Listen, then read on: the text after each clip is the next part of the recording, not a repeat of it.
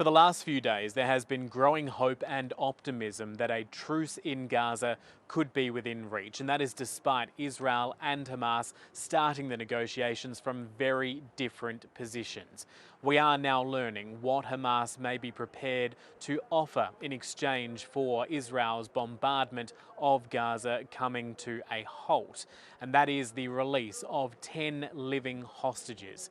This tallies with what had been reported over the last short while about what could be on the table: the release of 10 hostages, living hostages, and up to 18 dead hostages in exchange for a 60-day pause in those hostilities. But Hamas says that the negotiations are still incredibly difficult. It is blaming Israel's intransigence, its refusal to shift its stance on a number of key issues, such as the delivery of aid within the Strip and the withdrawal of Israeli troops from the large swathes of the war-ravaged Strip, which have been captured in the last few months since Israel resumed its bombardment back in March. Despite that language, the US President Donald Trump is hopeful that there could be a deal very soon. I think we have a chance this week or next week. Not definitely. There's nothing definite about war and Gaza and all of the other places that we all deal with so much. But there's a very good chance that we'll have a settlement, an agreement of some kind this week and maybe next week if not. The US President has been hosting the Israeli Prime Minister Benjamin Netanyahu in Washington over the last few days. The war in Gaza top of their talking points, along with the recent war with Iran.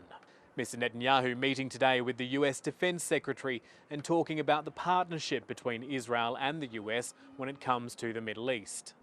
I will say that President Trump and I always talk about peace through strength. First comes strength, then comes the peace. And we hope we'll realize the fruits of strength very soon in peace. Benjamin Netanyahu is continuing to use language about the complete destruction of Hamas. That doesn't necessarily tie in with talks of a ceasefire. But despite that, his foreign minister, Gideon Saar, has said that a ceasefire is achievable and that if a temporary truce is reached, then talks for a lasting peace in Gaza can begin. Now, that's something that was meant to happen back during the January-February ceasefire and never occurred. And it's the sort of language which could well rile some of the more outspoken members of Benjamin Netanyahu's coalition cabinet who have been agitating for the war in Gaza to continue. Regardless, any sort of truce is going to be welcomed by the Palestinian population, with the death toll in the war-ravaged Strip now in excess of 57,000 over the course of the more than 20 months of war. And fresh warnings today that some of the Strip's largest hospitals are on the brink of having to close their doors, with fuel supplies running out in a matter of days, keeping the lights on and vital medical equipment powered.